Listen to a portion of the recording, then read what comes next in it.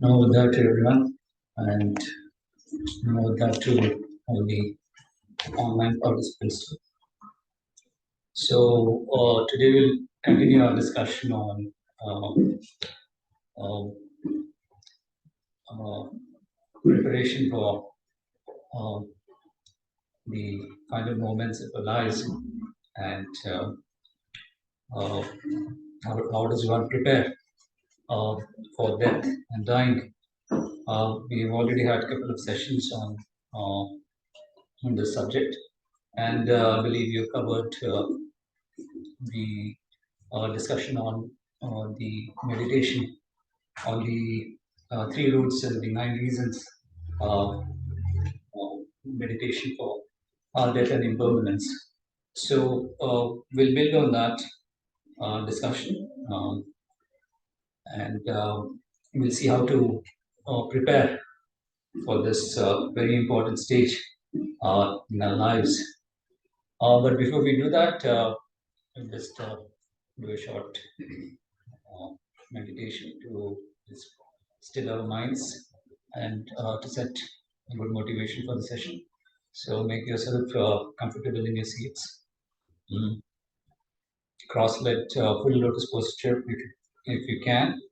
If not, regular Sukhasana is fine. Keep your back erect, shoulders straight, arms relaxed. Your right palm resting in your left palm. The tips, the ends of the palms touching each other.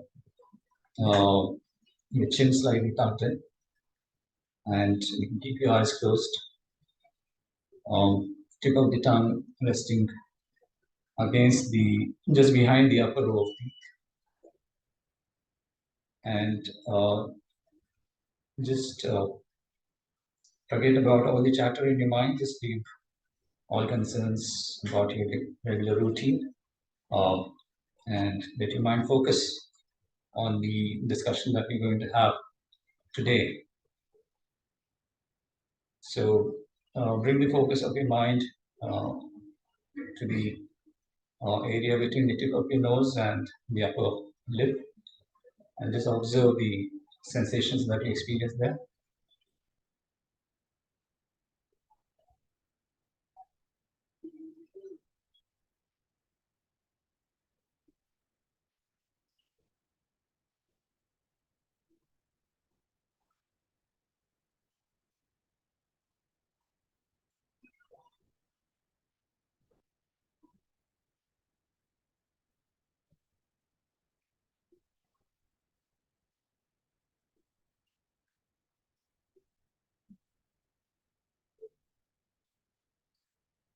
Now bring the focus of your mind to your in-breath. Just try and observe first which nostril you're breathing in through. And once you identify that, observe the sensations that you experience inside that nostril. So you can start by just breathing it a little stronger than normal to identify the in-breath and the nostril through which it's passing through.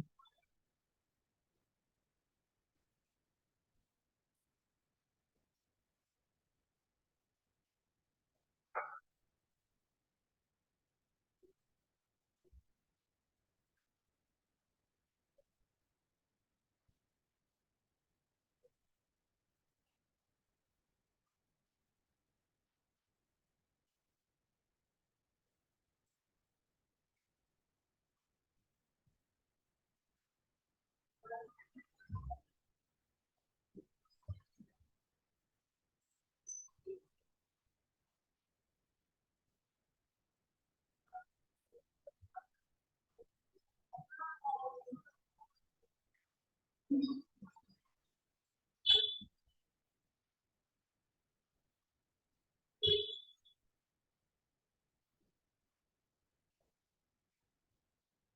so as you breathe in, just note the movement in your chest and the abdomen,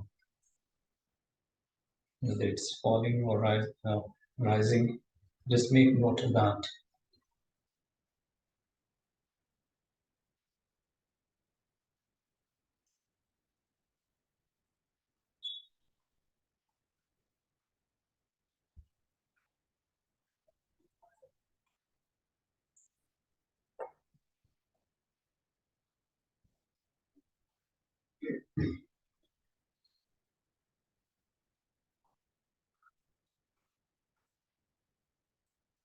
Now turn the focus of your mind to your out breath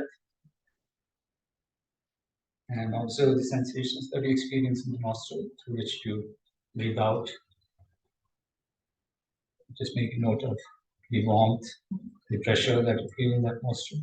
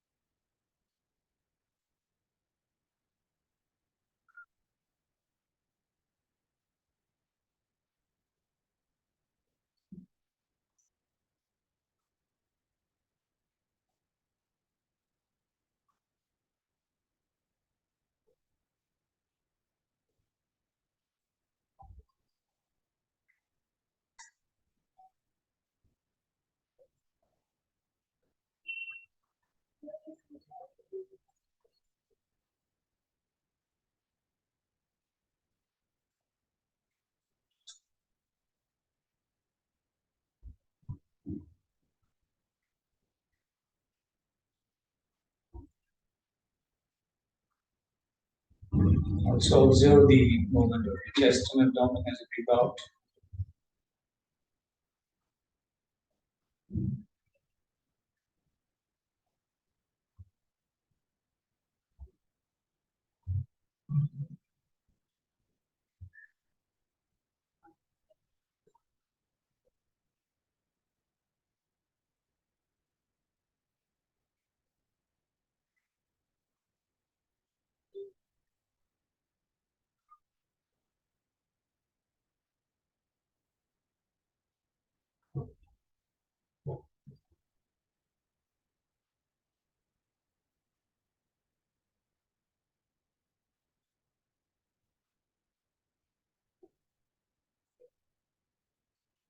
Now bring the focus back to the in-breath, count it as 1 and the out-breath as 2.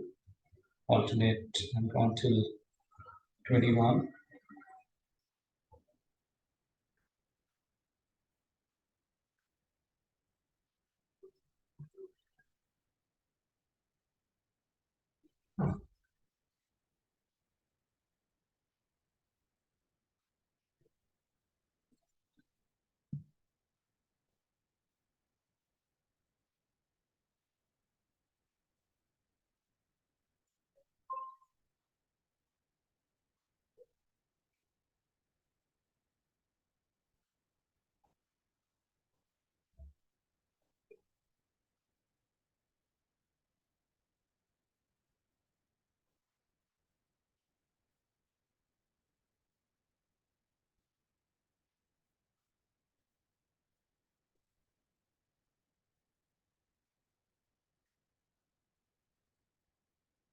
Okay, with your mind is now sufficiently settled, stilled. Let's just set a motivation for the session. So just remind ourselves, let us remind ourselves that we've been circling in the samsara for a long time. We've taken countless births, and yet we're not free from the suffering in the samsara. But due to some positive karma that we created in the past, we have been blessed with this human form in this lifetime. Not just that, we've also met with the Dharma, and we have the assistance of a Sangha that practices the Dharma to guide us on this path.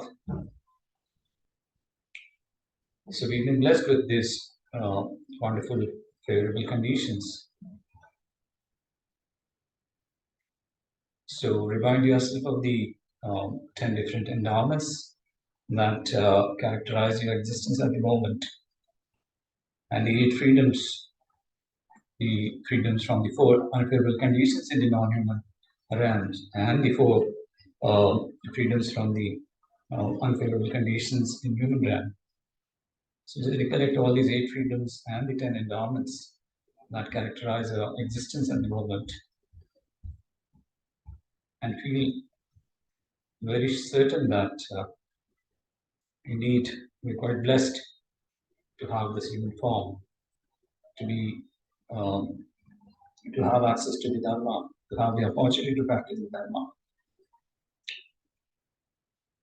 But we know from our discussion on death and impermanence that these 8 freedoms and the 10 endowments can be taken away from us when we die, when the life force from our bodies ends, it's taken away. These 8 freedoms and the 10 endowments also vanish. And then it's incredibly difficult to have this human rebirth again. So recollect all the discussions that we have in the past, how rare human rebirth is. Inevitably, we are born in the lower realms, and then we have to experience a lot of suffering in the lower realms. So ask yourself if you're willing to, whether you're ready to experience that suffering again. So even if by some chance, through some positive karma, we are reborn in the human realm or in the Deva realms, even there we know that there's a lot of suffering. So we have to experience the suffering of aging, illness, dying, or through our lives we have to experience a lot of suffering through anxiety, all kinds of pressures. So rebirth in one of the higher realms is no guarantee that we'll be free from suffering. So we have this wonderful human rebirth and access to Dharma and access to Sangha that is practicing the Dharma. So it's incumbent on us to make the best of this opportunity to practice in a way that we're not born in a situation where we have to undergo the suffering in samsara again. So we also have the wonderful ability to discriminate and understand the shortcomings of samsara and the benefits of freedom from samsara. So remind yourself of that and resolve that you work for liberation from the samsara. But then liberation for your own self is not a sufficient objective, spiritual objective. While we are liberated, the rest of the sentient kind will be still wandering in samsara, experiencing the same kind of sufferings that we are experiencing. So we should aim for a state which enables us to help other sentient beings also free, practice the spiritual path and free themselves from this suffering in samsara. So we should aim for the state of completely enlightened Buddha, to be able to have that capacity to help other sentient beings free themselves from suffering in samsara.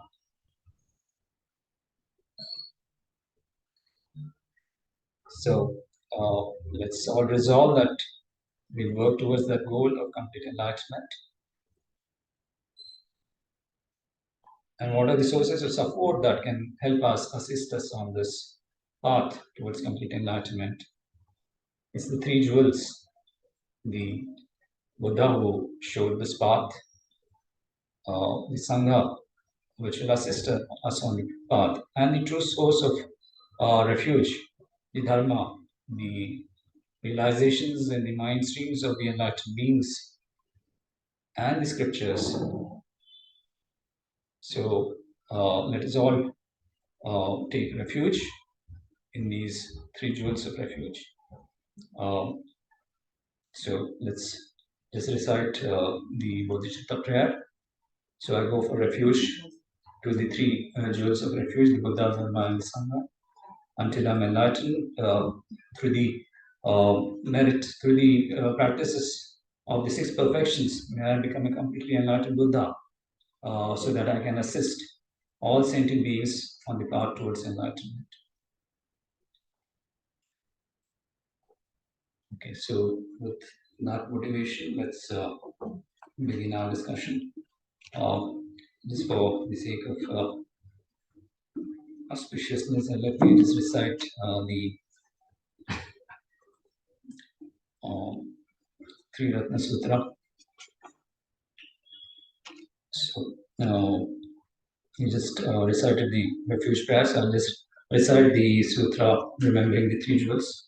So Nama Shri Sarva Buddha Bodhisattvaya Itapi Buddha Vamas Tadagat Aranta Samesam Buddha Vidyashanan Sampanna Sambhatulo Vidanatta Kushla Misarti Shastra Deva Manusha Nama Buddha Bhagwaniti Vishans Tadagat Punya Nam Avipranasha Kushamulana Alangarit Shantana Punya Nidana Chitita Nivanjane Kusmita Rashaniya Pratirupa Vocharena Pratipilo Darshanena Vinati Shanta Vimuktana Vibhut Prajna Anvamardaniya Vadeya Shastra Sarvasatvanam Pita Bodhisatvanam Raja Galana Sattva Nirvana Nagar Samprasthitanam Prameya Nyane Chinda Pratibhamena Vishwata Swarena Aswadhani Voshina Sichukopina Pritismakayana Alipta Kamya Nilipta Rupe Srishtarupe Vikramantas Kandeve Samprata Dhatu Vya Samrutta Etniya Rachina Grante Vimukta Paridhalya Parimukta Sushnya Vadutirna Paripuna Nyane Pratishtita Atita Anagata Patipanana Vadana Vagatam Nyane Pratishtita Nirvana Sthita Bodha Bodhayam Sthit Sarvasatvalokaniya Vomo Sarvaive Tata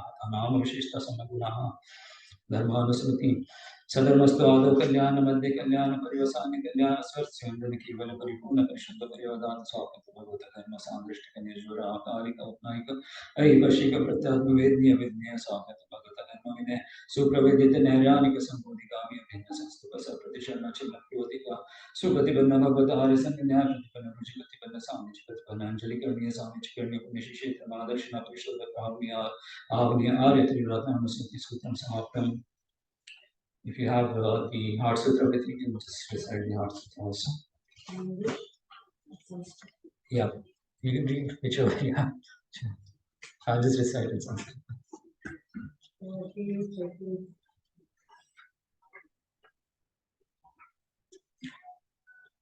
Namaste Sarvagyan.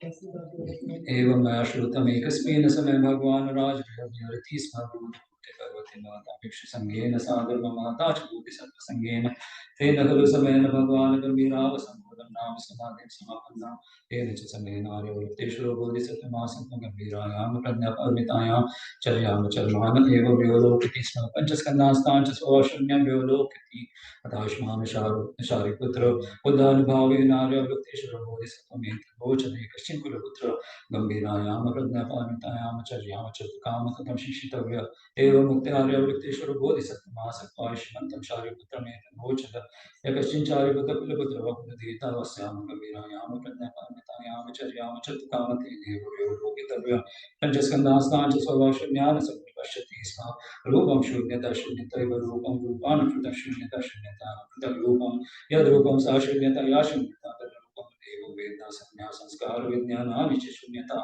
एवं शारीपुत्र सर्वधर्म शून्यता लक्षणानुत्पन्ना निवृत्ता अनुनासं पूर्णा तस्मात् शारीपुत्र शून्यता रूपं न वेदना न संज्ञा न संस्कार न विज्ञानं न चक्षुः न श्रोत्रं न घ्राणं न जीवा न कायो न मनो न रूपं न शब्दो न गन्धो न रसो न स्पर्शव्यं न धर्मं न चक्षुर्धातुर्यवन्न मन धातुः न धर्मधातुः न मन विद्या न धातुः न विद्या न विद्या न यावन्न जरामरण न जरामरण क्षय न दुःख समुदय निरोध मार्ग में ज्ञानं न प्राप्ति तस्मात् शारीपुत्र प्राप्तित्वेन बोधिसत्त्वा नाम प्रज्ञापारमिताश्रित्य विहरति चित्तावर्ण चित्तावरणास्ति पादत्रस्तो विपर्यासति क्रान्तिमिष्ट निर्वाण त्रयदोविस्त सर्वबुद्धा प्रज्ञापारमिताश्रित्यानुत्तरां समय संबोधिन विसम्बुद्धाः तस्मात् ज्ञातव्य प्रज्ञापारमिता महामन्त्र मंत्र सम मंत्र सर्वभूत प्रशमन मंत्र सत्यमित्यवाद प्रज्ञापारमिता मुक्त मंत्र तद्दागते गते पारगते पारसंगते मोदि स्वाहा एवं शारीपुत्र गंभीरायां प्रज्ञापारमितायां चर्यायां शिष्टव्य बोधिसत्त्वेन अथ खलु भगवान् तस्मात् समाधिर्वितारोगतेश्वरस्य बोधिसत्त्वस्य साधुकर्मदात साधु साधु कुलपुत्र एवमेतद् कुलपुत्र एवमेतद् गंभीरायां प्रज्ञापारमितायां चर्यां चर्तव्यमितः निर्दिष्टमनुमोदते तदा कथयति इदं बोधि भगवान् आनन्दमनः आयुष्मान् शारीपुत्रार्यवगतेश्वरश्च बोधिसत्त्वसा च सर्ववति परिषत् सदैव मानुषसूरगन्धर्वश्च गोप भगवतो भाषितमभिनन्दनीति प्रज्ञापारमिता सूत्रं समाप्तम्. Okay. So, uh,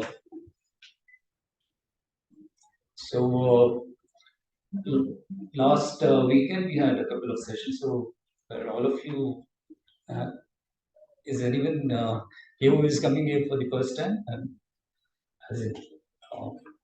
We had 2 sessions on death and dying. So, has everyone attended those sessions? Yeah. Okay. So you're familiar with what was discussed in the last session then. We have a lot of material to cover. So last session we had essentially discussed why the practice of cultivating mindfulness on death and impermanence is important. What are the benefits of cultivating that kind of mindfulness? So the Buddha, in one of his sutras, he's mentioned the sutra called the Great Final Nirvana Sutra, or Mahaparinirvana Sutra. He says that among all reapings, among all harvests, the autumn harvest is supreme. Among all tracks, the track of the elephant is supreme. And among all ideas, the idea of impermanence and death is supreme. Because with it, you eliminate all the attachments, ignorance, and pride of the 3 realms. There's also a sutra in the Pali tradition. It's called the Marana Sati Sutra, or remembrance of death. Marana Smriti in Sanskrit, we would say Marana Smriti. So Marana Sati Sutra, it says, at the start of the sutra, Buddha says, Bhagava etad vochada Marana Sati bhikkave bhavita bahulikata mahapalla hoti mahanisamsa amrita gada amrita pariyosana bhavita to tumhe bhikkave marana sattindati. So the Blessed One, the Bhagavan said, mindfulness of death, when developed and pursued, is of great fruit and great benefit. It helps us gain a footing in deathless, in the state of the deathless. It has the benefit of establishing us in the state of deathlessness. So therefore, we should develop mindfulness of death. So last session we had seen how we go about cultivating this mindfulness of death using the meditation on the 3 roots and the 9 reasons. The three roots being that death is inevitable, and the second root being that the time of death is uncertain, and then the third root being that nothing except your spiritual training helps you at the time of death. And then each of those roots have 3 reasons. So the first root that death is inevitable. It talks about how whatever form you're reborn in, even the bodhisattvas and the arhants from the past had to, give up this body and then take a new rebirth. So no matter what form you're reborn in, death will come. No matter where you are, residing in, which place you're residing in, death will come. And then no matter what kind of clairvoyant powers you might have developed, uh, death is all too powerful, and you will not be able to overcome the force of death when it comes. So, and just like aging kills youth, it destroys youth.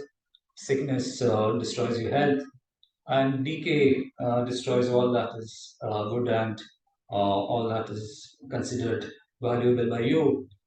Death comes and destroys your life force. So death is inevitable, and the timing of death is uncertain.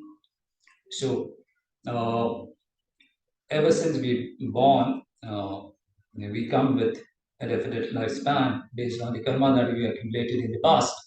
Uh, so that lifespan is not being added to; it's depleted every moment that we spend uh, in this existence, in this form. Uh, Also, as inhabitants of the southern continent of Jambudweep, uh, we don't have a definite kind of lifespan.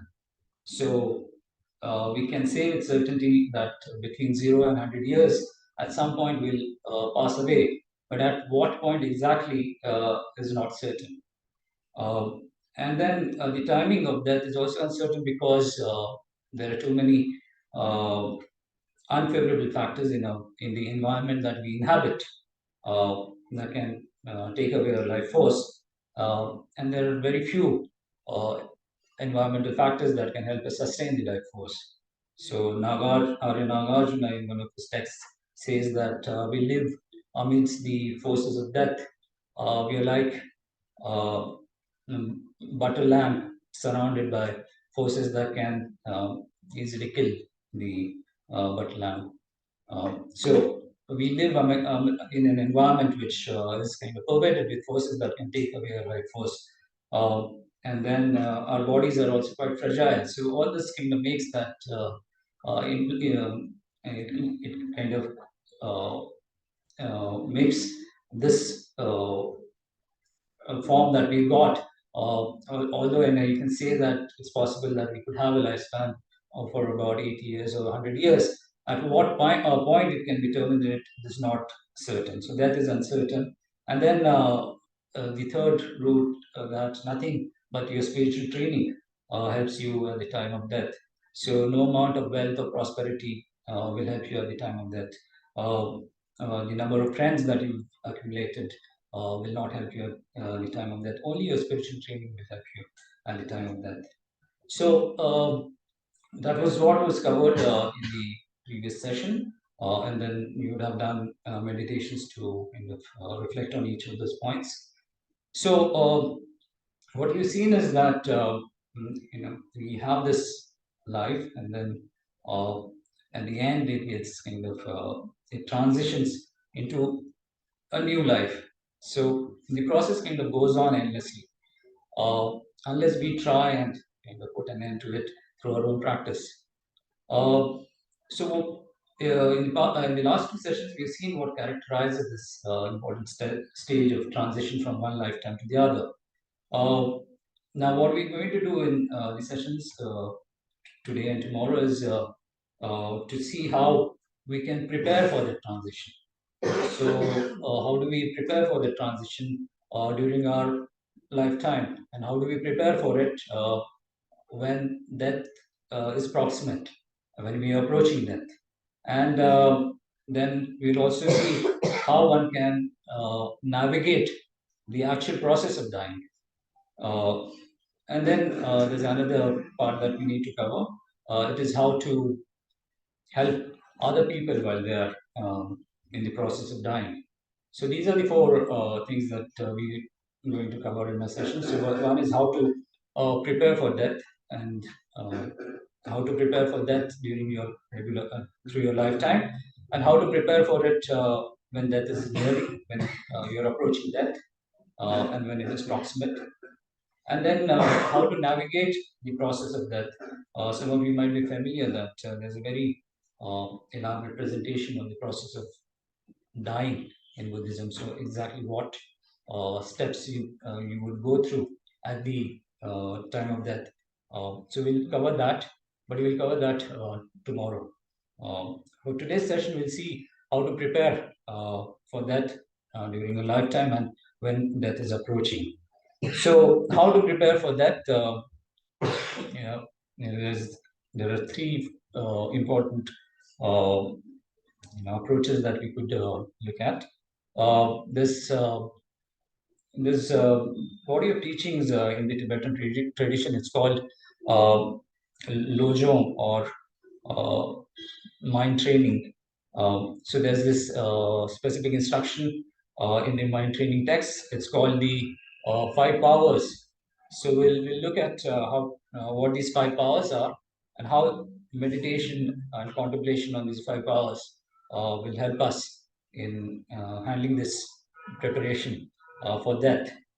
And then we'll also see how meditations on loving kindness and compassion, and specifically this technique called giving and taking, uh, how that can help us prepare ourselves for our deaths.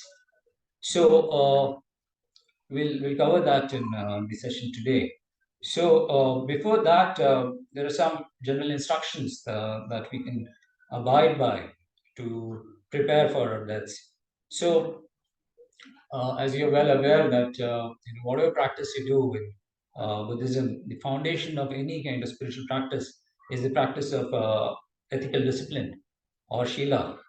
So whether you want to advance in your practice on samadhis, or whether you want to advance in your practice of vipassana, anything, any of those practices has to be grounded in the practice of shila, or ethical discipline. So the best way to prepare ourselves for uh, this step, this stage of transition, is to ensure that we live our lives ethically. And what does that mean? Specifically, it means that you refrain from engaging in the 10 non-virtues. So the 10 non-virtues, there are three non-virtues of the body, and four non-virtues of speech, and three non-virtues of the mind. So we need to kind of conduct our lives in a manner that we refrain from engaging any of these 10 non-virtues. So what are the three non-virtues of body? It's not stealing, no sexual misconduct, and not killing. So refrain from these non-virtues. And then there are the four non-virtues of speech. So what are the four non-virtues of speech? There's lying, then harsh speech, and slander, and gossip. So refrain from engaging in any of these four non-virtues of speech. And also the three non-virtues of the mind. So what are the three non-virtues of the mind? It's ill will, covetousness, and wrong views. Yeah. So refrain from engaging any of these non-virtues of the mind. So just be aware about whether your actions, your conduct is transgressing any of these non-virtues. And it's possible that you may have transgressed, but if you're aware, then you try and make sure that you do not proceed with the transgression, and you can come back, and then you can do practices to purify that transgression. So we need to be aware of these non-virtues, and try and refrain from engaging any of these non-virtues. If possible, we can actually take vows every day and try and abide by those vows. So, like for us, the monastic sangha, we every day in the morning we have this practice of reminding ourselves of the vows that we have, and we do kind of resolve at the start of the day itself in the morning. As soon as you get up, you make prostrations to the three jewels, and then you resolve that you will not you transgress the vows that you've taken. Similarly, for upasaks and upasikas, even for householders, there are vows. You've taken the vows, so you can remind yourselves of the vows every day, and then try your best not to transgress these vows. In the Pali tradition, in fact, there's a very good practice where the lay people, the upasaks, uh, get up in the morning and then they recite this prayer, which is essentially just the refuge prayer, and then they recite the five vows that you take as upasaka. So you might have heard this prayer. It says Namo Tassa Bhagavato Arahato Samma Sambuddhassa. So that is the refuge prayer. So followed by that refuge prayer, then you remind yourselves of the upasak vows that you've taken. So you say, um, uh, so then there are the five upasak vows. What are the five upasak vows? So there's the vow not to take anything that is not given to you, not to engage in any kind of sexual misconduct, or not to take life, and then not to indulge in any kind of or consume any kind of substances that can intoxicate you, and also not to lie. So they take these vows every morning. So the prayer goes Namo Tassa Bhagavato Arahato Samma Sambuddhassa, and then Pranati Bhata Veramini Sikhapadam Samadhiyami. So I will not take any life. Pranati Bhata, meaning I will refrain from taking any pran. Then Adinna Dhana Veramini Sikhapadam Samadhiyami, which means that I will not take anything that is not given to me. Then Kamesumechachara Veramini Sikhapadam Samadhiyami. That means that I will not engage in any kind of sexual misconduct. And then Musavada Veramini Sikhapadam Samadhiyami. It means I will not engage in any kind of lying. And then Sura Mere Majapamadatana Veramini Sikhapadam Samadhiyami. It means that you do not you will not engage in the consumption of any substances that can intoxicate you and compromise your ability to discriminate phenomena properly. So we can also get into that practice of taking those vows, reminding ourselves of those vows every morning, and then trying to ensure that at least you try your best not to transgress any of those vows during the course of the day. And then if you do transgress any of these vows, then maybe towards the end of the evening, before you go to bed, you confess those transgressions and do some practices to purify those transgressions. So that's the first point. Then the second point is to practice mindfulness. So again, this is a very powerful practice, and some of you might be familiar with this practice. Um, in fact, we had a session by Venerable Ananda from the Mahavadi Society.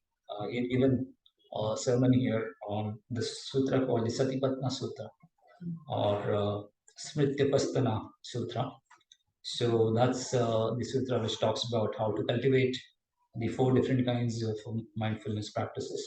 So mindfulness of form, mindfulness of feeling, mindfulness of consciousness, and mindfulness of mental aspects. Uh, the five different mental aspects that can uh, compromise your ability to cultivate the practice of mindfulness.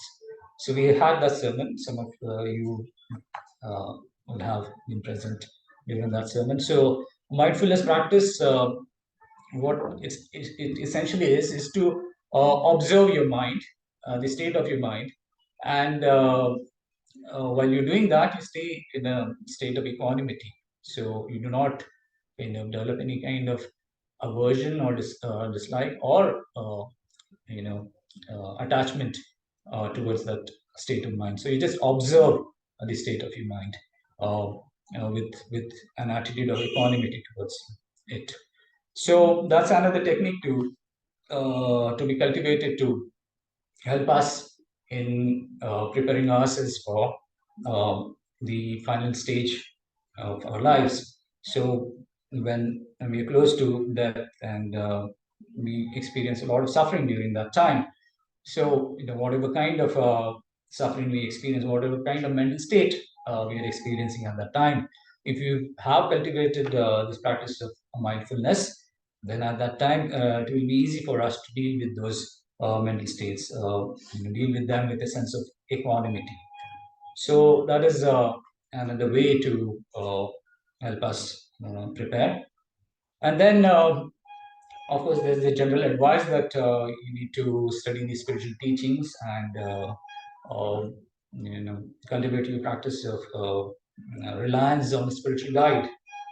So when death approaches, one of the reactions that we have when we think about death, or when you're contemplating about death, is that uh, it's a state that most of us have some sort of fear about, and the fear usually comes from not knowing exactly what happens during that stage and what could happen after that stage. So when uh, when you study the spiritual teachings, and there's a lot of material that is presented in the text which help us, kind of demystify this process of transitioning from this life to the next life. And with that, you have a better understanding, a better knowledge about this process, about this stage, and that would help us, somehow control the fear that we have about death. A lot of us, because of this fear that we have, we kind of automatically have some aversion to it, not even think about it, want to think about it. So we kind of every time we have this thought that comes, oh, what happens when I die? We kind of tend to put it off. Oh, I'll not think about it. It's too depressing, and we have that kind of reaction. But a more healthy reaction would be to try and invest some resource in studying that process, and then uh, accessing whatever material is there uh, in our text, and try and demystify the process. And with that, you'll be able to kind of regulate the fear that we experience when we think about death. So, studying spiritual teachings and uh, you know, uh, investing in building reliance on a spiritual guide. So when we study spiritual texts, what happens is we get a better understanding of reality, and we have a better understanding of the nature of our lives, the nature of the universe, the law of karma, and the different capacities for spiritual development that we have, and how to kind of actualize these capacities. And with that, there will be more confidence that we can build, which will then help us negate this fear that we have towards these thoughts about death. So we should study spiritual teachings, and we should also rely on a spiritual guide, uh, understand the concept of taking refuge in the spiritual uh, master, uh, and also and do the practices that the spiritual master advises us to do. So these are some of the general advices that have been recommended for us to prepare ourselves for the time of death. Um, Now there's some specific instructions that are given, and as I said, there's this instruction on the five powers, and also the meditation on loving kindness, compassion, and tolerance. So that is what we'll focus on for the session. So the practice of the five powers. So as I said, this is a teaching that comes from a body of teachings from the Tibetan tradition. It's called uh, mind training or lojong. And there's this specific text which talks about the 7 points of mind training. So, what are the 7 points of mind training? The first point is deals with the preliminaries of mind training, and then the second point deals with the main practice of the training. The training being specifically about training in the cultivation of the attitude of bodhicitta. And the third point is transforming adversity into the path of awakening. So, how do you actually transform difficult situations and bring them into the path, uh, spiritual path? The fourth point is applying the practice throughout one's own whole life. So, applying the practice throughout one's life. The fifth point is to mm, measure it deals with the signs of proficiency in mind training. So, what are the signs that you have mastered mind training? The sixth point is the commitments of mind training, and the seventh point is the precepts of mind training. So, this discussion on the five powers actually pertains to the fourth point, which is applying the practices, the preliminary practices, and the actual practices uh, throughout one's own life. So, what are the practices that we need to apply throughout our lives? So, there's this verse from this text, the 7 points of mind training, which talks about these five powers. It says the essence of the instruction, briefly stated, is to apply yourself to the five strengths. The Mahayana advice for transference involves the same five strengths. Conduct is important. So the essence of the instructions that have been uh, mentioned before, uh, the essence pertains to how one can apply these five powers, five strengths. And these are exactly the five powers that one needs to, a Mahayana trainee needs to invoke uh, to aid transference, to assist in transference. So, what is transference? Transference is a practice in the Tibetan tradition. It's called Choe. It means transferring your consciousness from this lifetime to the next lifetime and ensuring that the transference happens in a manner that even in the future you have favorable conditions for spiritual practice. So the Mahayana advice for transference involves the same five strengths, and conduct is important. So, what kind of deportment you need to have in addition to practice of these five powers, that is also important. So, what are the five powers? So, the first power is the power of intentional determination.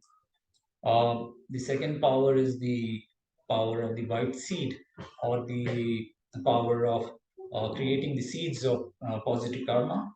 So the power of the white seed is the second power. The third power is the power of habitualization or familiarization. The fourth power is the power of disenchantment. And the fifth power is the power of prayer. So, so through all these powers, and then essentially what is being targeted is that you train your mind so that at the moment uh, uh, the mind is kind of tuned, or we are tuned to act in manners that are entirely self-centered, and our actions are mostly selfish. So, and because of this orientation, this perspective that the mind holds, we engage in a lot of negative actions and create a lot of negative karma. And this negative karma is kind of powered by this self-centered attitude that we have, and the self-centered attitude through the influence of afflictions like anger and attachment and hatred. That is what creates these karmic actions. And then the karmic actions then become the cause for us to experience more suffering in the future. So the root is this self-centered attitude that we have, and through these mind training techniques, we try and change this orientation. Uh, towards self-centrism that we have. So make it more other-centered. And we then cultivate the attitudes of loving kindness, compassion, and concern for others. So that is the focus of the mind training techniques. And that's exactly precisely what is targeted to these five powers. So the first power, as I mentioned, is the power of intention or power of determination. So when we wake up in the morning, the first thing that we do is we should.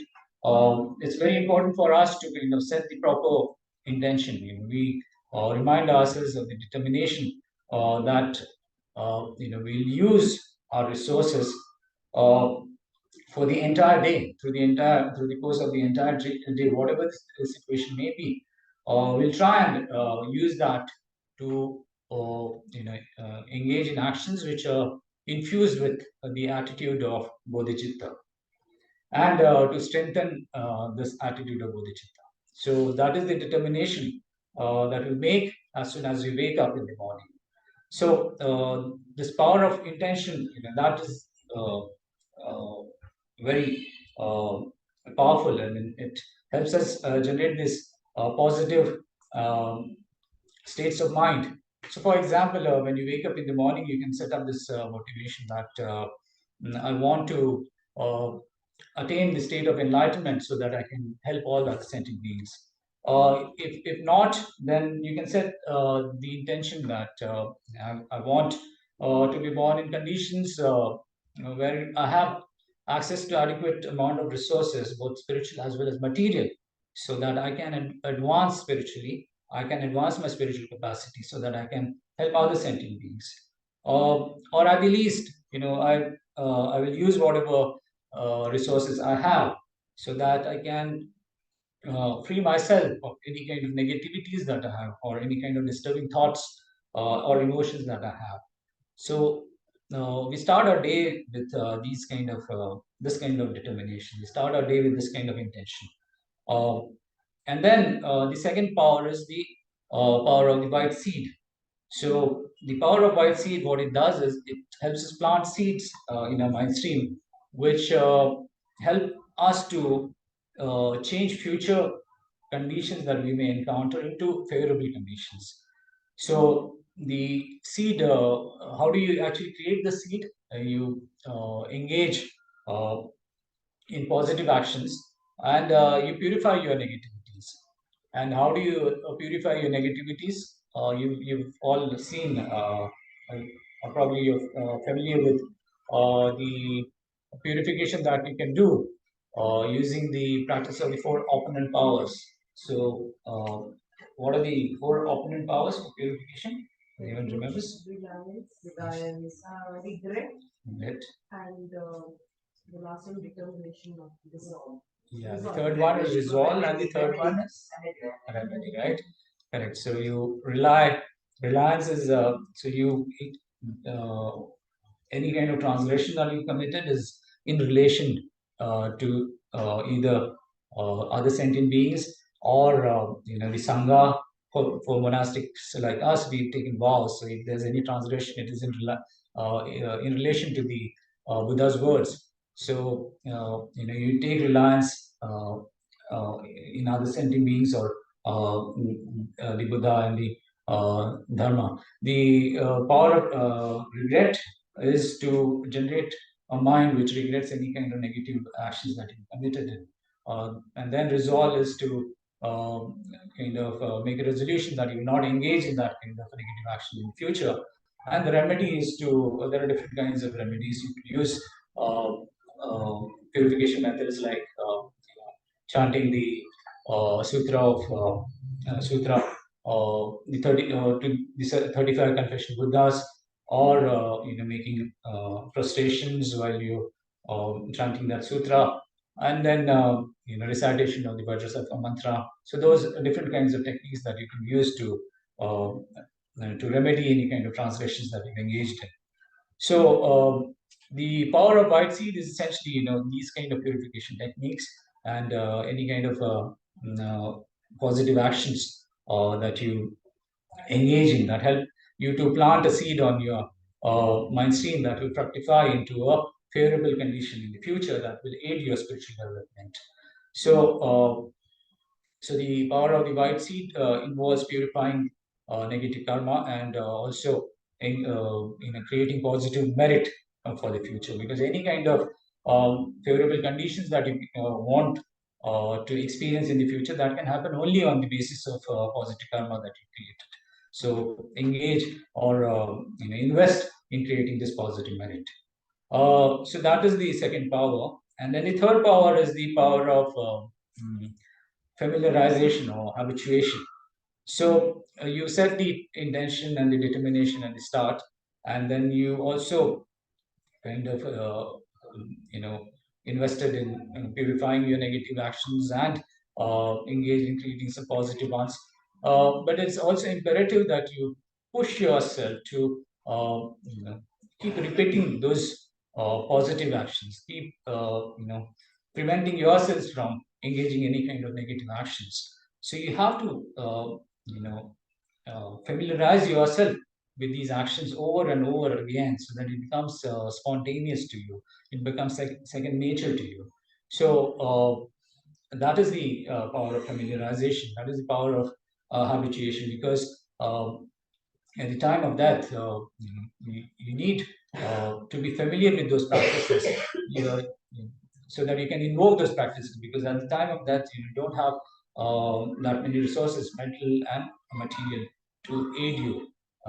So if it is your second nature to kind of engage in these kind of positive thoughts, then it will help you. So that is the third power, the power of habituation, or the power of familiarization. And then the fourth power is the power of disenchantment.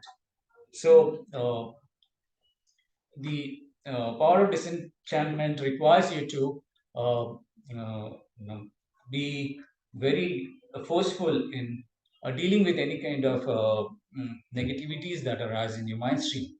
And most of this negativity arises from the self-cherishing attitude that we have in our mind stream. So the moment this self-cherishing attitude manifests in your mind stream, you develop a strong kind of disenchantment, strong kind of disgust for that kind of mindset, and we banish it the moment it arises. So that is the fourth power, the power of disenchantment.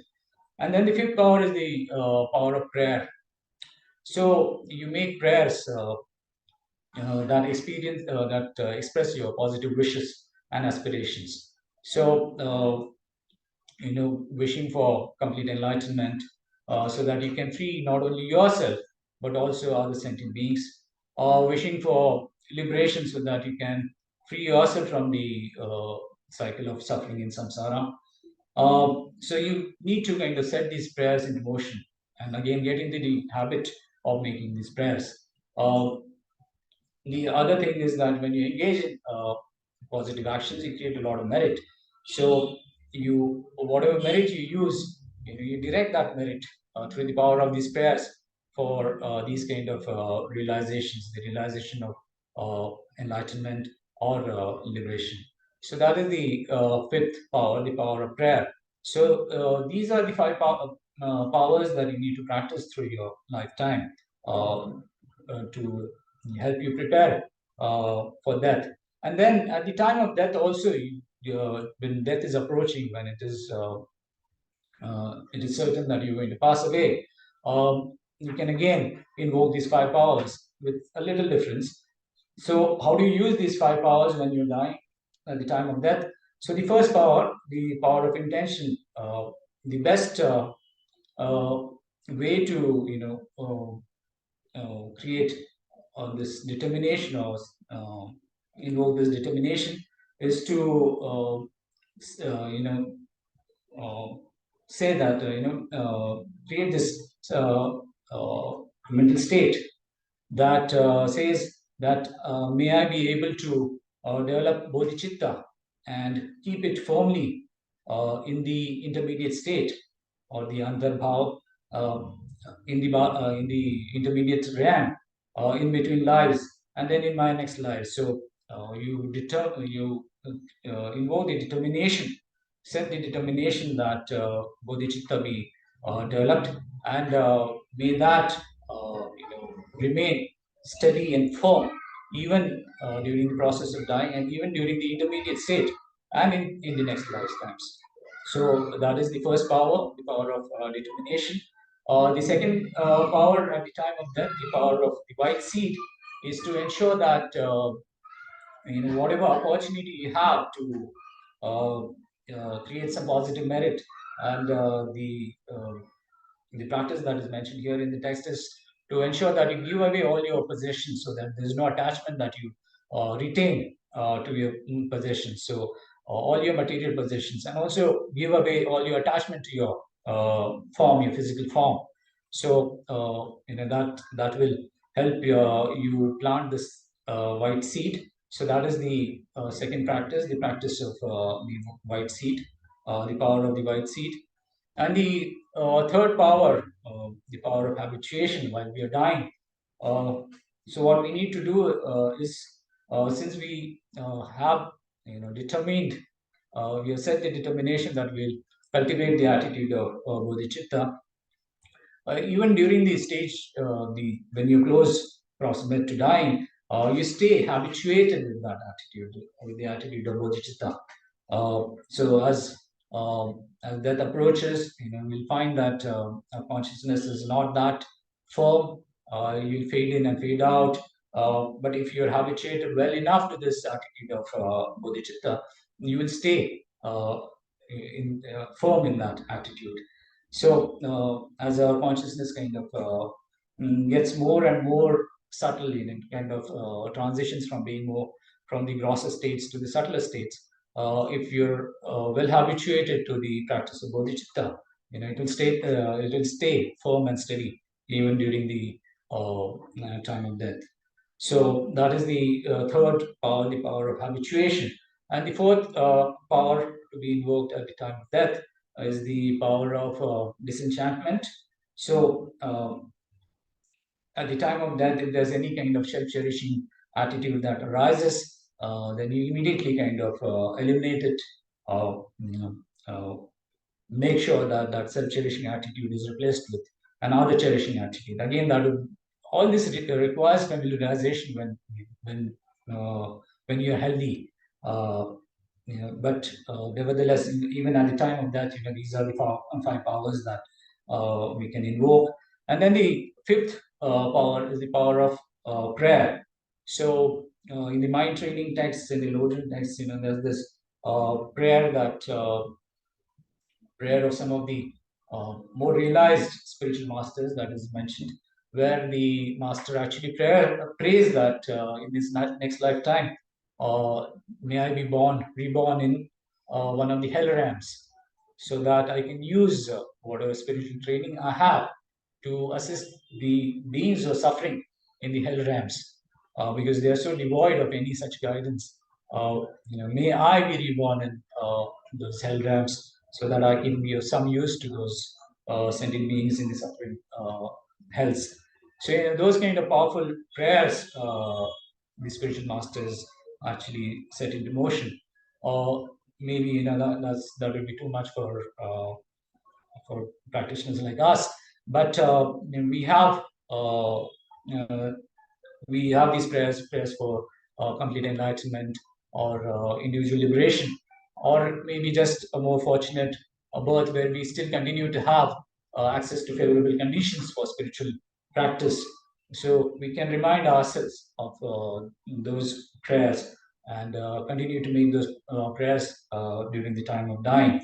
So those are the five powers we can practice during our lifetime, as well as at the time of death. So after these five powers, the material talks about this practice of cultivating the attitude of giving and taking. So it's a very unique practice, unique to the Mahayana tradition.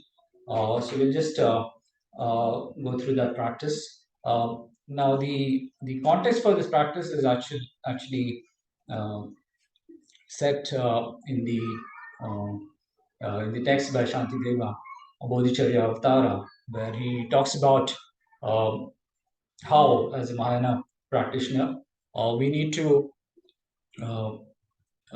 practice exchanging self and others, and how we need to replace our self-cherishing attitude with an other-cherishing attitude, and what are the benefits of doing this, engaging in this kind of practice. And then the final stage of actually actualizing this exchange of self and others is done through meditation techniques like giving and taking. So we'll look at this meditation technique. So as I said, let's just set the context first. The context is set in the text by Shantideva in Bodhicharya Avtara, in his in the 8th chapter. Uh, so in verse number 90, he says, let me just read these verses. So he says, Paratma samata madho bhavayet evam adarat samadukha sukha sarve palaniya mayatmam avat. So first of all, I should make an effort to meditate upon the equality between self and others. I should protect all beings as I do myself, because we are all equal in wanting pleasure and not wanting pain. So he asks us to meditate on the equality of self and others. And this equality between self and others is explained through this equality in what we pursue. What do we pursue? All of us pursue pleasure and separation from pain. So just like I pursue, pleasure. Similarly, all sentient beings also pursue pleasure, and they, just like I seek separation from pain, all sentient beings seek separation from pain. So, in that sense, there's an equality between self and others. And then, with regard to the benefits of uh, self-cherishing attitude and the drawbacks of the self-cherishing attitude and the benefits of another cherishing attitude, he says, Nyatva sadosham atmanam paranapi gunodadina atma bhava parityagam paradanam cha bhavayeta. So atma bhava parityagam. So he's asking us to get rid of, eliminate the atma bhava, or the self-cherishing attitude. To parityag is to give up, and paradanam is to embrace others. So paradanam, adan is to receive. So paradanam is to receive the suffering of others. In other words, you take on another cherishing attitude.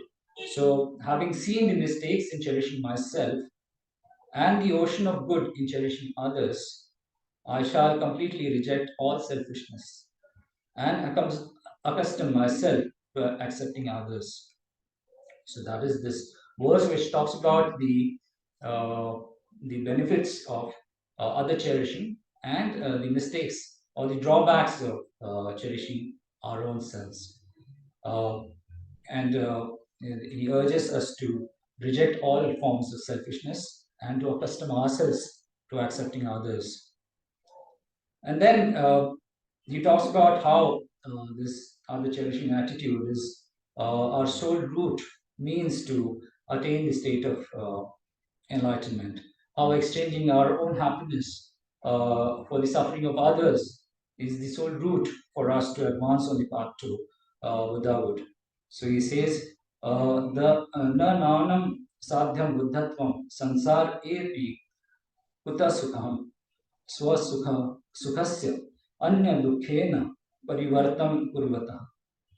So स्वसुखस्य अन्य दुखेन.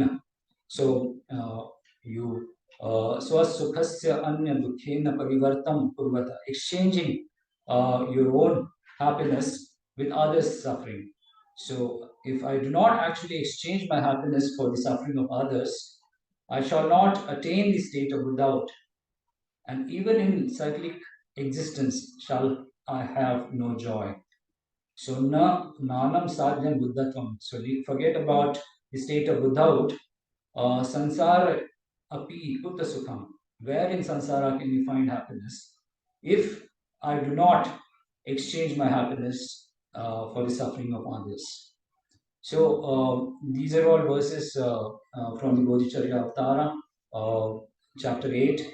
So the first verse is verse number 90. If you want to go and have a look at these verses, this first verse is verse number 90 from that text, chapter 8. Second verse is verse number 313. And the last verse that I just mentioned is the verse number 131 from that text. So, Shanti Deva is talking about this practice to exchange self and others. To uh, the context is set to cultivate the attitude of bodhicitta, and it starts with meditating on how self and others are equal. So you meditate on how self and others are equal, and then you meditate on the faults of self-cherishing, and then you meditate on the good qualities of other cherishing, and then the actual contemplation on the interchange of self and others is followed by this meditation on giving and taking, or Tonglen as it's called in Tibetan. So the first point is how to meditate on uh, self and others, how they're equal. So when we talk about the equality between self and others, you can actually think about equality along three dimensions. So the first dimension, the first aspect in which we are all equal, self and others are equal, is in terms of purpose. So there's equality in purpose that's mentioned in the text in Bodhicharya Avatara. So the purpose of our lives is that we want to seek happiness for ourselves and to be separated from any kind of suffering. So the other sentient beings also conduct their lives with the same purpose. So there's this equality in purpose. Both self and others are equal because both of us, both self and others, want happiness, and we do not want any kind of suffering. There's also equality in entity. So if we look at the nature of our own self and the nature of others, um, at the moment we kind of grasp strongly at a very categorical distinction between self and others. So uh, there's a very categorical boundary between self and the other. Uh, so just like you would have a very categorical perception of two different colors of blue and yellow, you have that kind of categorical distinction when you perceive your own self and the other. So the first thing for us to do is to not make these kind of categorical distinctions between self and other. We need to kind of understand that the categories of self and other are actually mutually dependent. You're aware of the other because you're aware of self, and vice versa. So, self and other are actually merely posited in relation to a particular reference point, and they do not actually essentially exist as self or other. It's kind of a very relative distinction. It's not a categorical, essential kind of distinction.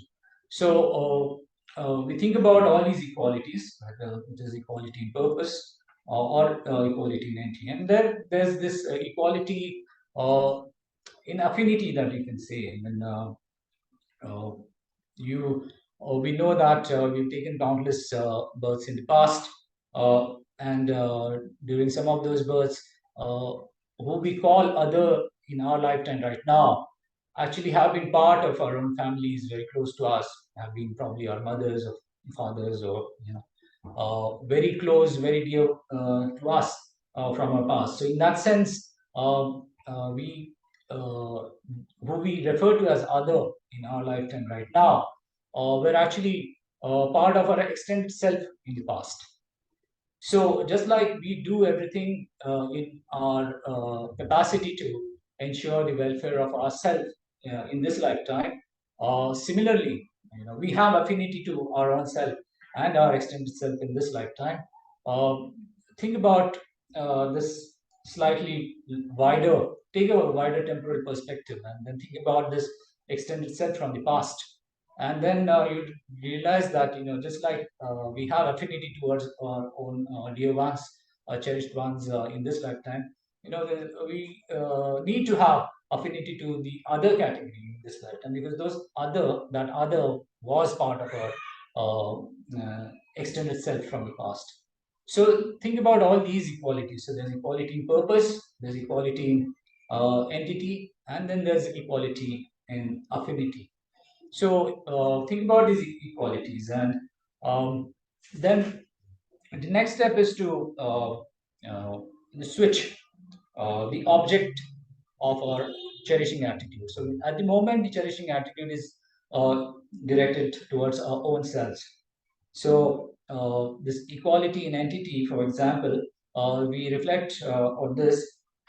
We know that both the self and the others are just kind of designated phenomena, entities, designated on the mental and the physical aggregates that are unique to that self and the other. Uh, but whether it's the aggregates of the self or the aggregates of the other, these need external support to be sustained and nurtured. So, when we talk about the aggregates of our own self and we talk about the aggregates of the other, we'll realize that the others being more numerous, infinitely more numerous than the self, the aggregates of the other category also are far more, or infinitely more than the aggregates of the self. So, because the aggregates need servicing and nurturing and sustenance, you know, if we invest our resources in nurturing our own aggregates, it's far more important that we invest our resources in sustaining or nurturing the aggregates of the other, because they're far more numerous, and we can accomplish far more. We can accomplish a greater cumulative benefit by addressing, nurturing the aggregates of the others. So that's another point that we need to look at. And then we also have to realize that welfare is not, it's not a zero sum game, in the sense that if I devote any of my resources towards sustaining others aggregates, then I'm compromising my own welfare. That's not the case. In fact, His Holiness has very often in his sermons, he says that the best way to be selfish is to cherish others, because it's by cherishing others that you can realize your own welfare. You can actually advance your welfare. So even in the near term, when we look at our own aggregates, in very mundane kind of things, we need uh, support from others to sustain our aggregates. So, we need to be aware of this and invest our resources in nurturing, sustaining others' aggregates. And we do that. In the sense that we do that for our dear ones, for our beloved ones, our family members. It's just a matter of extending the boundary a little further to include other people also. So, this whole emphasis on exchanging self and others. There would be objections raised, and somebody would say that why should I cherish somebody else's body, physical form? Um, I, I mean, there's no, it's not my body. How can I develop the same kind of cherishing attitude that I have towards my own body? Uh, uh, the same kind of cherishing, I can't develop it for somebody else's body. Now, if that is the argument, then we should remind ourselves that even the physical form that we have right now is not our own. It's a form that we got from our parents. So this is not your own body in that sense. So you cherish a body that is not your own. It's only through the past karma that we have, through the imprints from the past, through conditioning that we have from the past, that we kind of own this body. We say that it is my body, this is my form, but it's a form that's come through our parents. So in that sense, strictly speaking, it's not a form that you own, but through the power of conditioning, you made it your own. So you could do that. You could extend that power of conditioning. You could condition your mind to accept others' aggregates, physical aggregates, as your own. somebody could raise the objection that I do not want to invest my resources in thinking about other suffering, because other suffering does not bring any harm to me. And that, on the face of it, it looks like a valid point. But you look at your own mental attitude at the moment. You invest a lot of your present resources in ensuring that you do not experience any kind of pain or suffering in the future, in this lifetime. So you set aside part of your financial resources, your savings, uh, for the future. So you're preparing for the future. Yeah. So that the when you're doing that, you're just trying to kind of ensure that you do not experience any suffering in old age. Now, the suffering in old age is not bringing you any harm at the moment. Yeah, it will come in the future, but it's not bringing you any harm at the moment. So if you feel that you should not invest any of your resources to um, help other sentient beings, because the suffering of other sentient beings does not bring any harm to you, then think about this action of yours that you are engaging at the moment. You think that you should set aside some resources so that suffering in the old age can be handled. That suffering in the old age will happen when you're old. That's not going to harm you at the moment, but you still do that. So uh, you know to you're doing that to dispel the suffering of temporarily kind of removed old age, because you think that it is part of the same continuum, whereas other suffering is in reference to somebody else's physical form. It's not part of the same continuum. uh, but you should kind of think that this uh, the past self and the present self again are kind of one continuum, and the others have been part of your extended self in the past. So again, use that logic to cultivate this attitude. So you can address these kind of objections through this reasoning. So then, the third point is to think about the drawbacks of self-cherishing attitude, and to reflect on the positive qualities of another cherishing attitude. So just remind yourself that even for the most mundane of your requirements, you're dependent on others to sustain your aggregates. So when it comes to even things like providing you your food requirement, yeah, even the lunch or the dinner that we have, it comes through the kindness and the efforts of the others. You are not solely kind of responsible for that. You depend on the kindness and the efforts of other people. So even to address even your most basic needs, you'd be better served if you think about the contribution that others are making to sustain your aggregates. So you need to kind of be aware of that, and you can use that logic to enhance your other cherishing attitude. So that at the least, when you do that, you have this uninterrupted access to these kind of resources, which can help you sustain your own aggregates. And then when you think about you know higher goals, like wanting to attain the state of a completely enlightened Buddha, you have to engage in a lot of virtuous actions. So whether it is the action of generosity or ethical discipline, morality, for all these actions, again, you're dependent on another.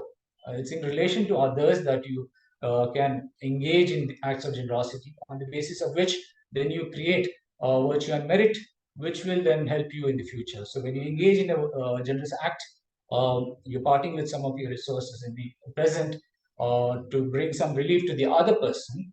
So that act is done in relation to the other person, and then that will be rewarded in the future through you being provided abundant resources, adequate resources to advance on the spiritual path. So those all these virtuous acts again are in relation to others. So accumulation of merit through the acts of morality or generosity or patience. These are all accomplished only on the basis of other sentient beings. So, this is the context that you need to be aware of when you want to meditate on this practice of giving and taking. So, when it comes to the actual interchange of self and others. So all what we are doing here is that we're just trying to switch our perspective of the cherishing attitude. We're all engaged in cherishing activities. At the moment, it's all directed to inwards towards our own selves. All we need to do is to kind of switch that perspective and to direct it towards others. So how do you do that? You change your orientation. Uh, uh, there are two states of minds that you have in your mind streams. One that cherishes our own selves, and one that neglects others. So you need to switch that and change the orientation so that you develop an attitude of cherishing others as you presently do yourselves, and you kind of neglect yourself as you presently do others. So you cherish others and you neglect yourself. So stop neglecting others' suffering and instead emphasize the removal of their suffering. And stop craving personal happiness, personal pleasure, and instead emphasize the realization of others' happiness. And we need to kind of train again and again in this attitude of freely giving our happiness to all these other beings and to take on their suffering. So, what are the things that we give? We give our merit mostly, and possible any material resources that we can part with, and we take on the suffering of other sentient beings. So, what is the way to meditate on giving and taking? So that is the main practice. So we will do this meditation today. Uh, so this meditation on giving and taking again has two parts. So for a beginner, it's a little could be a little difficult to kind of engage in giving and taking with reference to others. You can start the practice. You can uh, familiarize yourself with this practice by just invoking one's own suffering. And give into one's own future, maybe. And then we can extend that practice, that attitude to include others. So today we'll do the first part of how to engage in this meditation using one's own suffering. And then tomorrow, at the start of the session, we'll do it for others. And then tomorrow again, there are other couple of other topics that we need to cover. We need to cover the 8 stages of dissolution that characterize the process of dying. And then we also need to see how we can prepare ourselves to help others who are dying. Um, if, if they're Buddhists, then most of us are familiar with the practice that we can use to help them. But we also need to be familiar with practices that we can use to help them, if they're non-Buddhist or a person who does not have any kind of spiritual inclination. So that is something that we cover tomorrow. For today, we'll just cover this meditation on giving and taking. So the context we've already seen, how to exchange self and others, what are the drawbacks of cherishing oneself, and what are the advantages or the benefits of cherishing others. So this meditation on giving and taking. So what is the purpose of the meditation on? So as you see, there are two parts. There's the meditation on taking, and there's the meditation on giving. So taking is to give is to tong. In Tibetan, it's called tong len, right? So he is familiar with it. Yeah. Tongwa is to give, and to take is to lend. Yeah, lempa is lend. So in our in Sanskrit or Hindi, you can say Adan Pradan. Yeah, Adan Pradan, right, Sadhana? I mean, we use that term for very trivial kind of exchanges, but here we're using it for a very noble purpose. So the purpose of meditation on taking is to build our practice of compassion. And the purpose of meditation on giving is to build a practice of maitri or loving kindness, to build a practice of love. And the general purpose is to increase the impact of the meditations or the attitudes that we've just cultivated when we're setting the context for this meditation. The attitude of exchanging self and others, the attitude of cultivating other cherishing, and the attitude of banishing, eliminating self-cherishing. So giving and taking, the meditation on giving and taking helps us to enhance the impact of those previous meditations, preceding meditations. And what do we give? We give our merits that we accumulated from in the past, in our present lifetime, what we are going to accumulate in the future, and our possessions from the present and the future, or our physical form, our bodies from the present and the future.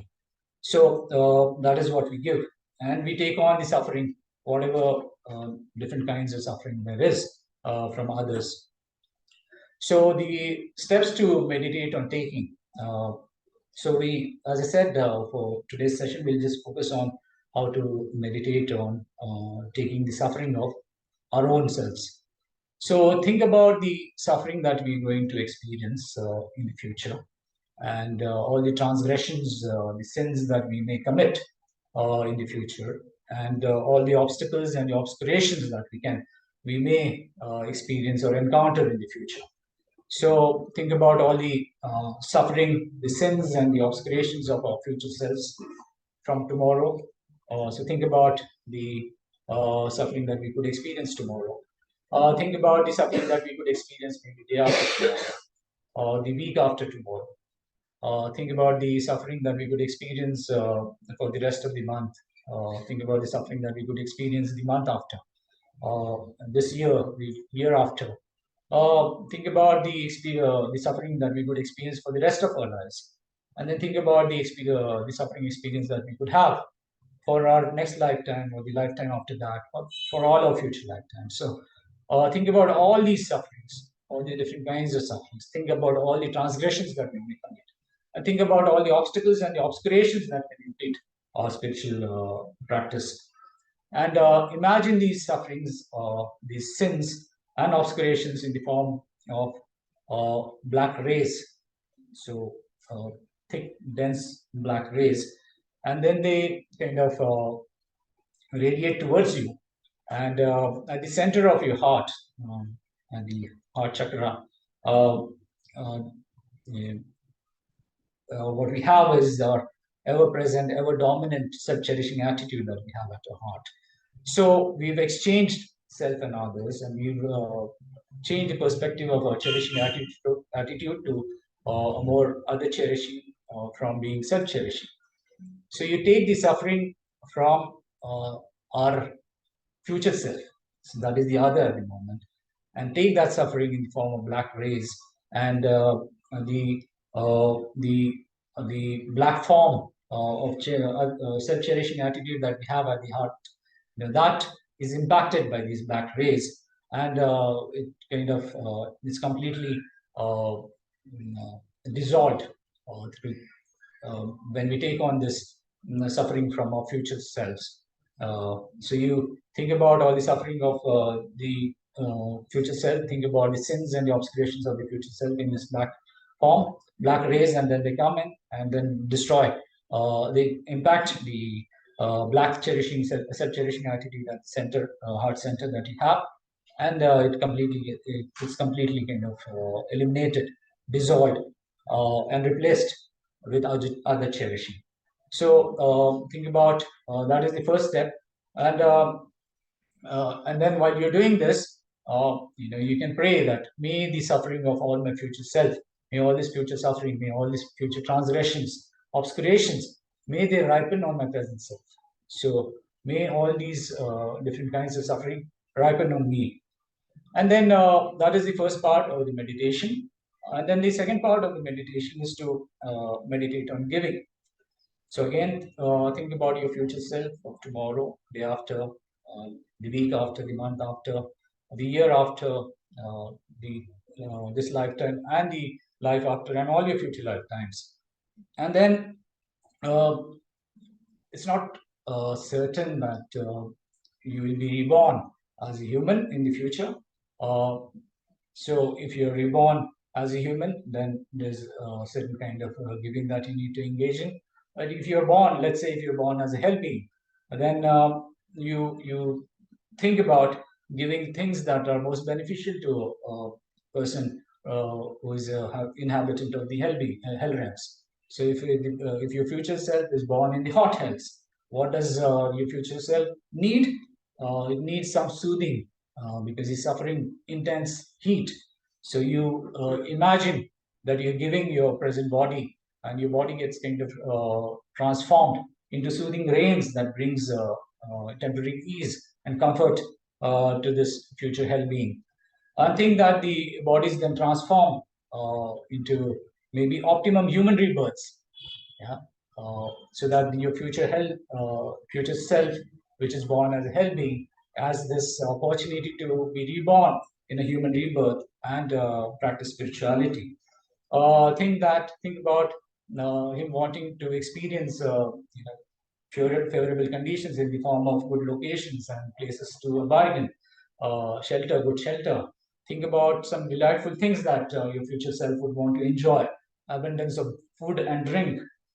Think about clothes for your future self. And think about spiritual guides that could assist your future self on the path towards spiritual advancement.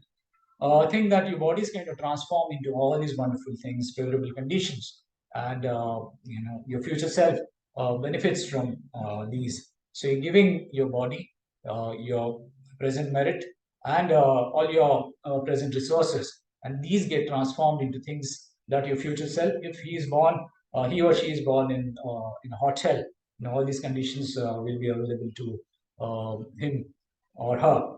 Or similarly, if your future self is born in a cold hell, what would the person want most?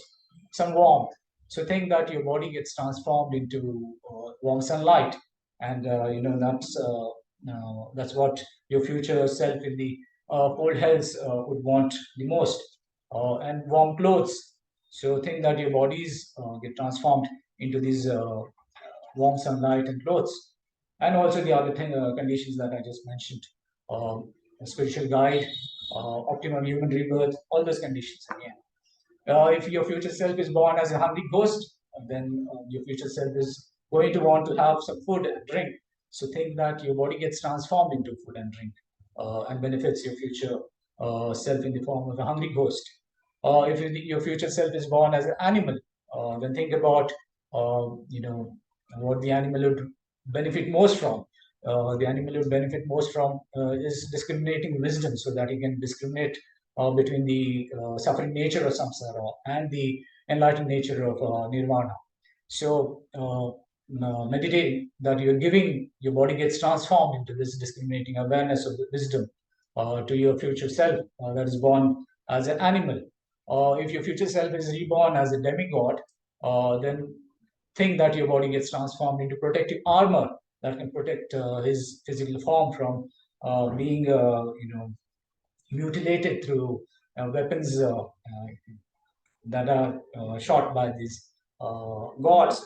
The demigods are in constant war, conflict with the gods. Think about your bodies getting transformed into protective armor for demigods. If your future self is born as a god, then think about your body getting transformed into objects of the five sensual objects, so that that's what the future self born as a god would experience and want to consume.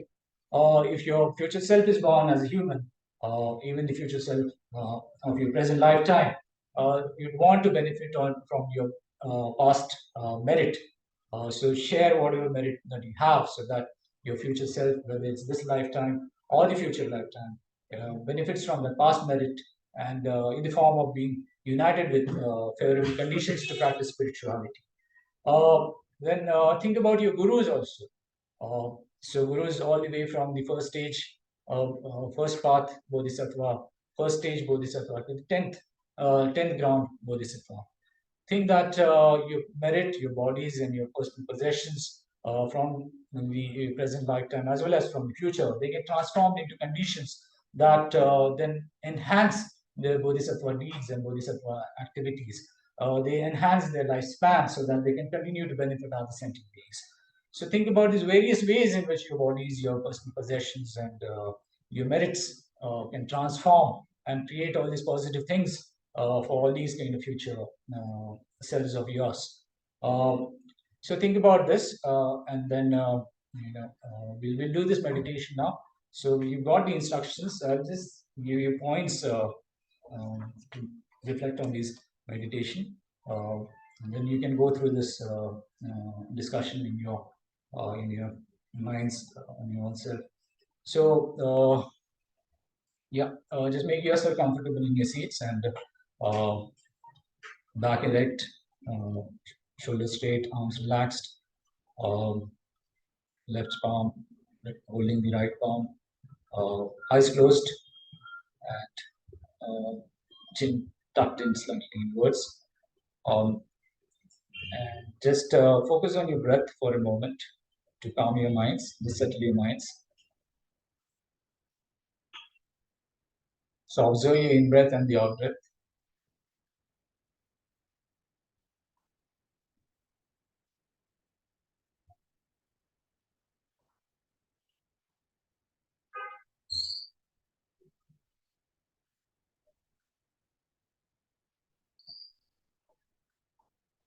So now think about the uh, drawbacks of the other cherishing attitude and the advantages of a self-cherishing attitude and the need to um, exchange self and others. Uh, so we've seen how it makes perfect logical sense to exchange self and others through the different kinds of equalities that we had discussed, whether it's equality in purpose, equality in entity, or equality of affinity. So think about all these equalities and uh, just work on um, exchanging oneself for others.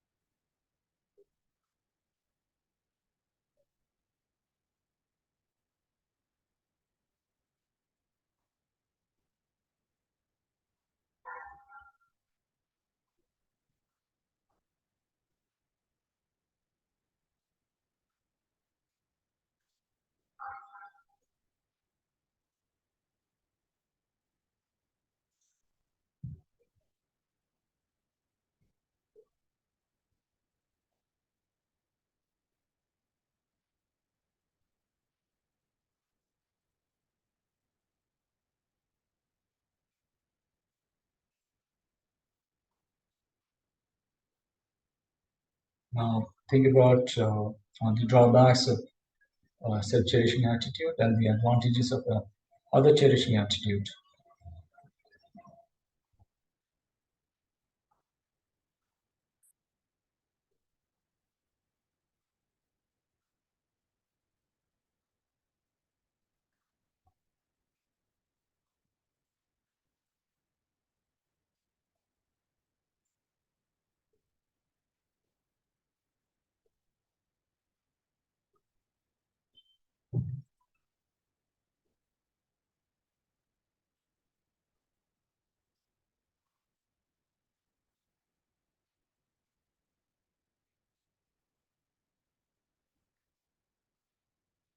So what we are doing during this meditation is to shift our perspective of our cherishing uh, attitude.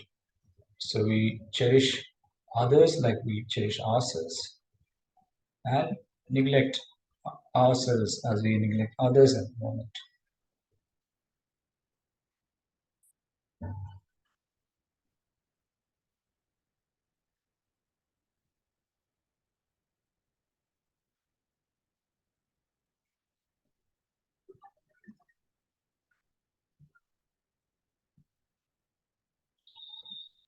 So we do that interchange of self and others by meditating on taking and giving.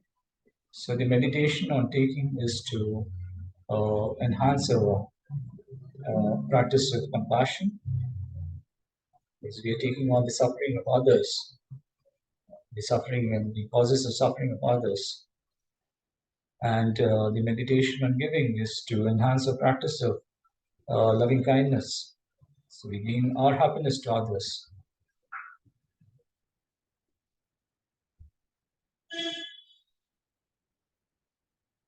So that is the purpose of this meditation. So let's start with the meditation on taking.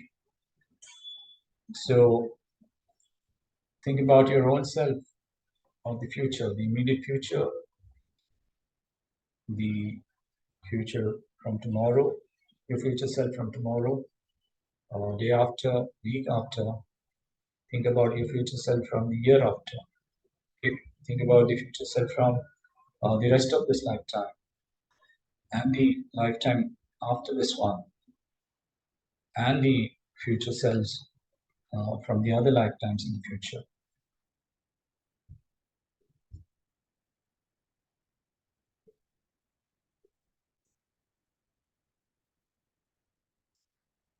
And think about all the suffering that this future self or your own self is going to experience. Think about the transgressions that this future self may commit. Think about the obstacles and the obscurations that will impede spiritual progress of your future self. And visualize that suffering, the transgressions and the obscurations in the form of black rays. And these black rays radiate from your future selves towards you and enter the center of your form at your heart chakra, where your self-cherishing attitude is present in the form of a black disk.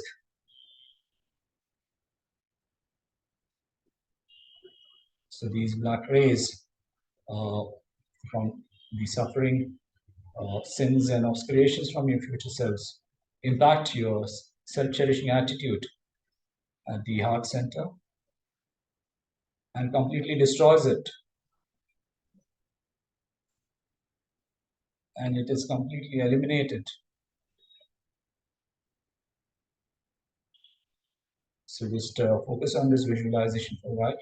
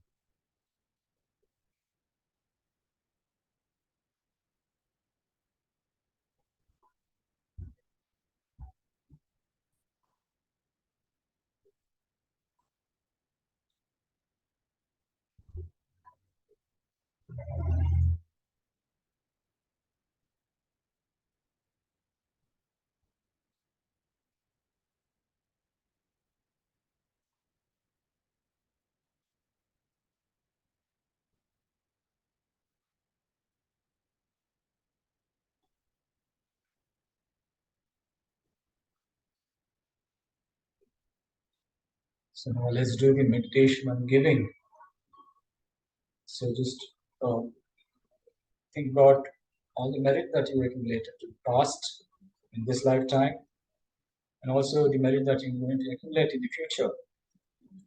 Think about your bodies from the present lifetime and in the future, and all the material resources that you have access to in the present as well as in the future. and think about your future self now.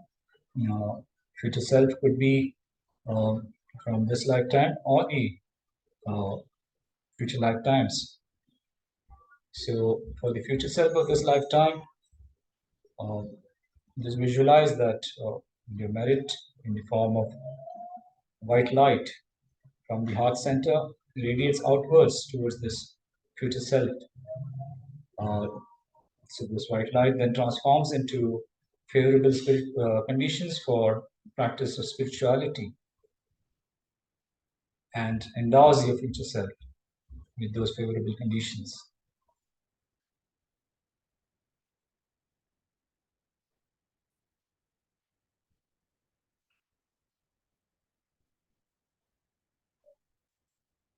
Now, your future self from the could be born as a hell being. So, if that is the case, then think about all the wonderful things that you could uh, present to your future self from the hell realms. So, if the future self is born in the hot hells, then visualize that your present body, your future bodies, your resources from the present and the future, your merit transforms into cold, soothing rains for your future self from the hot hells and relieves your future self from the hot hells or the suffering that it might experience there.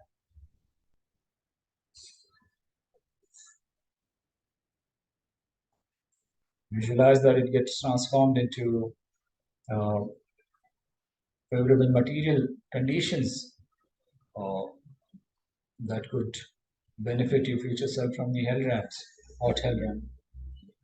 Also visualize that it gets transformed into uh, optimum human rebirth so that your future self, if it is born in the hot hells, exists that hot hell realm immediately and is endowed with the freedoms and the endowments of an optimum human rebirth and continues to pursue the spiritual path and advances on the spiritual path.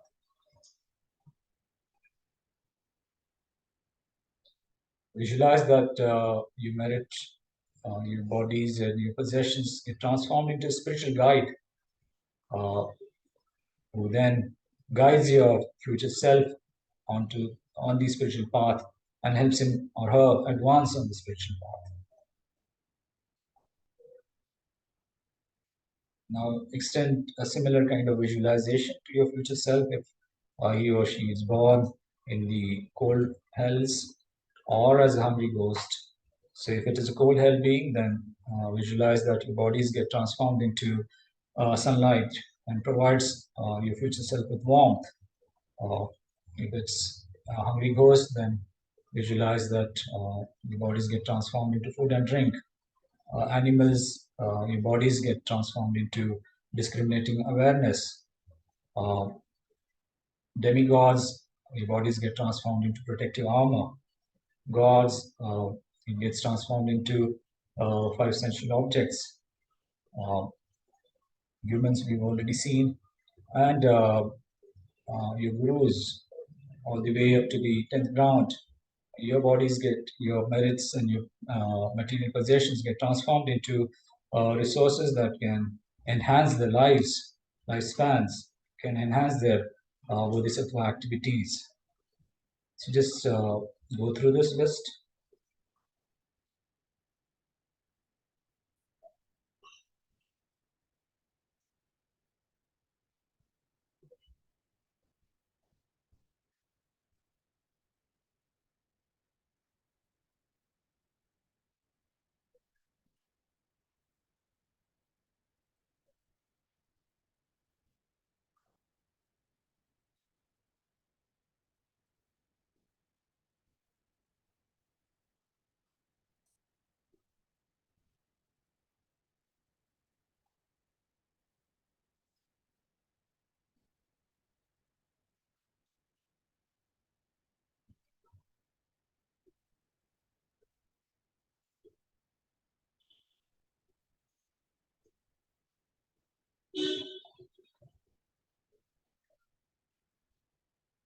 So this is a practice that we need to familiarize ourselves with right now, so that we can invoke it at the time of dying. So that's how it will help us at the time of dying. So with this, maybe we'll just pause here and end the session with a short meditation.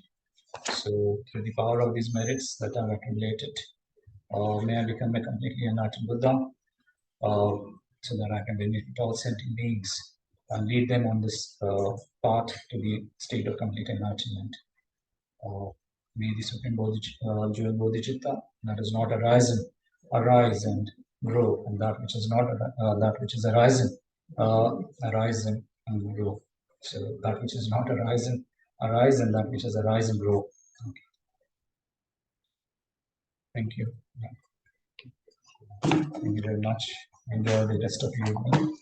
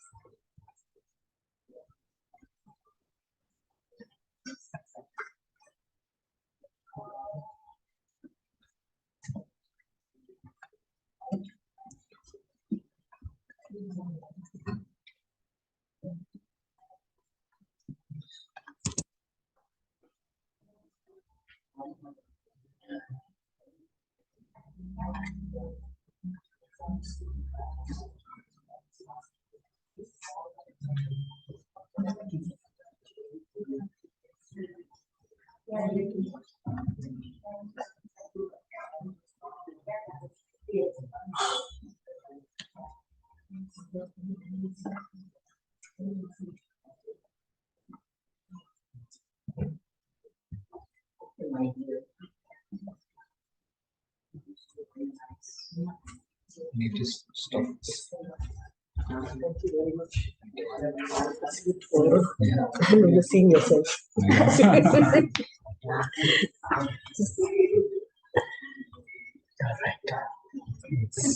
very nice if you have it on screen, projected on the screen.